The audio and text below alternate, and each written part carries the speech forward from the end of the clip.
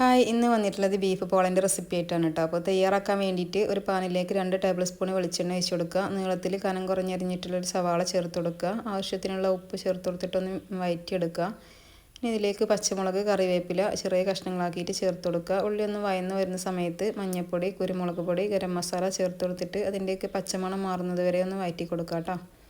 ഇനി ഇതിലേക്ക് വേവിച്ച് വെച്ചിട്ടുള്ള ബീഫ് മിക്സിയുടെ ജാറിലിട്ടൊന്ന് ക്രഷ് ചെയ്തെടുത്തിട്ടുള്ളതാണ്, അതും കൂടി ഇട്ട് കൊടുക്കുക.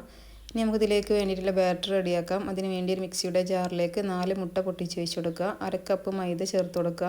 അതേ സെയിം കപ്പ് തന്നെ 1/2 കപ്പ് പാലും കൂടി ഒഴിച്ച് കൊടുക്കുക കേട്ടോ.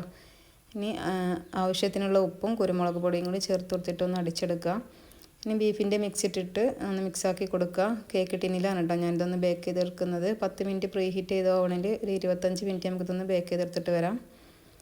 അങ്ങനെ അടിപൊളി ടേസ്റ്റി ആയിട്ടുള്ള ബീഫ് പോള ഇവിടെ റെഡി ആയിട്ടുണ്ട്. എല്ലാവരും ഒന്ന് ട്രൈ ആക്കി നോക്കാം കേട്ടോ.